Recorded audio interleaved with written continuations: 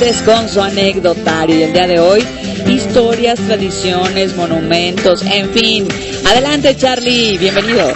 Gracias, ¿cómo están, chicas? Muy bien, ¿y tú? Bien, pues vámonos de ligue a la Alameda, porque ese es el lugar tradicional de ligue. Yo no sé, a mí me ha platicado el señor Millán, que él tiene ahí su sucursal, tiene un apartadito. Bueno, es más, ya me dijeron que hay una zona del zacate donde está muerto, donde él utiliza siempre. Ya no creen porque es el del señor Millán. Se los come así el zacatito. No, ¿cuál se los come? Ahí sí, da se acuesta. Vueltecitas y vueltecitas para acá y para allá. Ya saben, bueno. Fíjense que desde que inició este mes, empezó la nueva temporada de remodelación de la Alameda Central. Mucha gente dice, pero si es la tercera vez que desde que se comenzó la recuperación del centro histórico que lo hacen. Lo que no están tomando en cuenta es que es el paseo más multitudinario, más tradicional de México. En un fin de semana, si van ustedes el lunes, van a ver la cantidad de basura, el desgaste, todo lo que se produce. Por lo tanto, la Alameda habría que darle mantenimiento, no cada 3 años, sino que cada 3 semanas por lo menos para mantenerla, porque es el paseo de todos los mexicanos. En 1592, don Luis de Velasco, el hijo, uno de los mejores virreyes que tuvo la Nueva España, sino que el mejor, mandó en enero 11 que se construyera un parque para recreo de todos los habitantes de la capital de Nueva España, y eso fue la Alameda. ¿Por qué se llama la Alameda? Porque sembraron álamos, nada más que el terreno era tan malo para eso, muy fangoso, que en lugar de álamos tuvieron que sembrar encinos, claro, y sauces, pero se le quedó el nombre de la Alameda. Para principios del siglo XVII, en 1625, un monje viajero irlandés, Thomas Cage, hace una descripción de la Alameda y habla de la popularidad que ella tenía, sobre todo entre la clase alta. Él llega a contar hasta 2,000 coches que están haciendo fila para poder entrar, ya que se circulaba por un lado, se salía por otro, eran 2 vías, estaba rodeada por una doble acequia, y la gente que iba a presumir, iba con sus esclavos, por lo menos media docena debe llevar, ¿no? Y una cosa que llama mucho la atención en la descripción de Thomas Cage es que dice que no solamente las señoras y los señores iban alajadísimos, las esclavas negras llevaban perlas y todo, porque tú tenías que presumir el ajuar de la casa, tu riqueza, eso era fantástico. Ahora, el pueblo llano no tenía acceso. Lo que es interesante es por qué se construyó la Alameda ahí. ¿Sí? Miren, ya saben que México estuvo rodeada de agua, era un lago, era muy profundo en el sur hacia Xochimilco, esta parte de Coyoacán, un poco menos profunda hacia el oriente, o sea, hacia Chalco. Iba subiendo en el norte, pero donde era menos profundo era el poniente. Desde los primeros tiempos de la conquista se dieron cuenta que ahí, donde el terreno era más superficial y estaba más cercana a la orilla, era el lugar donde tenían que defenderlo, porque en caso de un ataque la ciudad la podían rodear y cortarla, como hizo Cortés con los indígenas.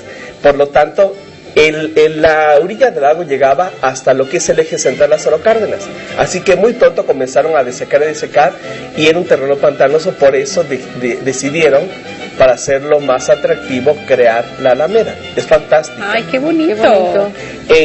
Era cuadrada.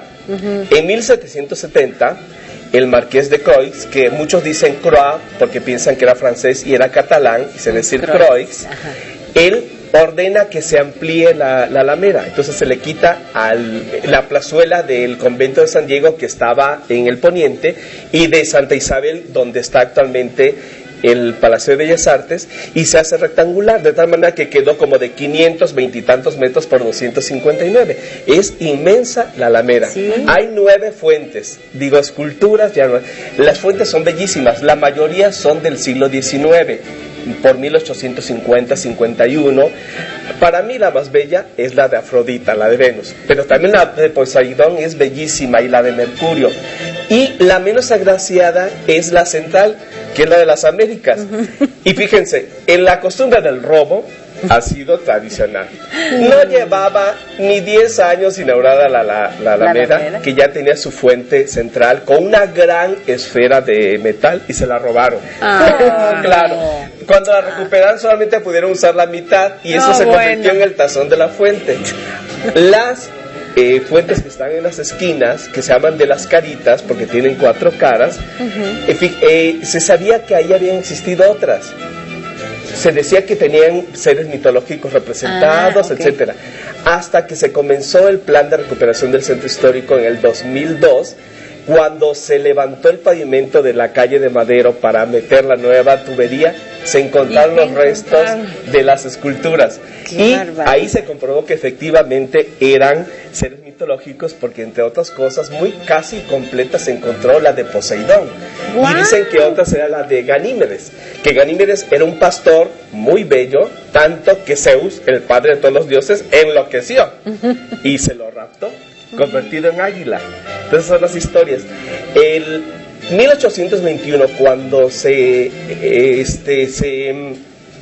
termina el proceso de la lucha de la independencia, el pueblo se lanzó a festejar a la Alameda y se convirtió en una tradición que mientras el presidente en algún teatro daba el grito, festejaba la independencia, el pueblo lo hacía en Alameda. En 1846, por ejemplo, Santana, que era buenísimo para que, ningún político de ahorita le llega a las marrullerías que tenía Santana. Sí. Para tener contentos a todos, mandó llenar las fuentes de ponche para que todo el mundo tomara hasta ahogarse. Era de excesos el hombre. Exacto. Alumbrado fue de los primeros lugares que tuvo alumbrado público. En 1872 fue a base de gas y en 1892 a base de electricidad. Con la independencia fue que se abrió todo el pueblo y desde entonces todo mundo, desde el presidente hasta la persona más humilde, ha pasado por la Alameda. Es fantástico. Y el monumento, el más nuevo de todos, el de Beethoven, inaugurado el 17 de septiembre de 1921, regalo de Alemania como conmemoración del primer centenario de la 9ª Sinfonía de Beethoven. Ay, eso qué maravilla, qué maravilla. Fíjate que yo tengo tache porque no voy a la Alameda desde que ni para qué les platico, las vacas no tenían manchas. Tiene su propia policía, la policía montada. Sí, la policía montada, que era la que te iba a preguntar, claro. Hay un hecho muy negro ligado a la historia de la Alameda, el quemadero de la Inquisición. Cuando se quemaba a los reos, la Inquisición se establece en México en 1570, 1571 comienza a funcionar, ni modo de quemarlos en medio de la ciudad, era horrible. ¿Los quemaban en la Alameda? En el punto donde terminaba la ciudad. En el punto poniente, donde actualmente está el laboratorio, donde está el laboratorio Arte Alameda, ahí al frente estaba el quemadero. Por supuesto que los principales reos eran los pobres judíos, porque como se dedicaban al comercio, eran criptojudíos, puesto que ellos a escondidas seguían llevando su religión. A la Inquisición y a muchos inquisidores que eran muy avaros, les convenía tener reos ricos, porque la Inquisición inmediatamente se hacía propietaria de todos sus bienes. ¡Qué barbaridad! Y hay un caso, una anécdota, la familia Carvajal, que cuando lo quemaron, él gritaba: eche más leña que mi dinero me cuesta. Entonces, el último momento tuvo su arranque de humor, ¿verdad? Lo que es tener presencia de ánimo y lo que es tener fe en tu creencia. Otra leyenda ligada a estos rumbos es la de la monja alférez. Se sabe que murió, su casa estuvo en sus últimos años justo detrás de lo que es ahora el Laboratorio de Arte Alameda, que ocupa lo que fue el templo del convento de San Diego, ¿sí? de franciscanos, los dieguinos, a la vuelta en el cuadrante de San Diego. Se les llamaba cuadrantes a esas calles porque se ponía un cuadrado de madera donde decía misas a tal hora en tal día, bautizos tal día. Entonces, a esas calles se decía la calle del cuadrante y se le quedó ya después el cuadrante de San Diego. Bueno, pues en el cuadrante de San Diego vivió Catalina de Erauso, la monja alférez. Ella nació en España, llegó a América por 1595 y de repente, pues yo creo que siempre quiso ser hombre. Se disfrazó siendo muy joven, se embarcó y se fue a Perú. y allá ingresó al ejército virreinal. ¿Cómo? Claro, por supuesto. Yo creo que debe haber sido muy hombruna porque nadie se daba cuenta que era una mujer. Sí, imagínate. Ustedes recordarán la película de María Félix de la Monja Alférez. Bueno, dice, es como travesti, porque por más que le hagan la belleza femenina de María, no logra dar el personaje. Claro. Pero la Monja Alférez real, sí, Catalina de Arauzo. Total que mata gente, llega, tiene encuentros a sablazos, etcétera, y en un momento dado la descubren. ¿Quién la descubre? Un capitán.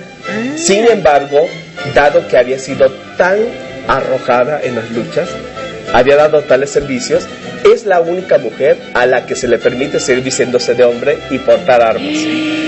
Llega a la Nueva España. Wow. Entonces ya se confiesa, ya no va a ser violenta, se vuelve arriera. Ella llevaba recuas de mulas hacia Veracruz y de Veracruz hacia México con mercancías. En una de esas le encargan a una muchacha que iba a profesar en un convento, y en el camino la ve y dice, esta muñeca no llega al convento. ¡Qué caray! Sin embargo, cuando llega aquí, la monja en potencia se enamora de otro cuate. Dios mío. La monja enfurece y reta a duelo al cuate y se dan de espadazos. Ahí es. La monja Alférez era tremenda. A mí no me gustaría que fuera.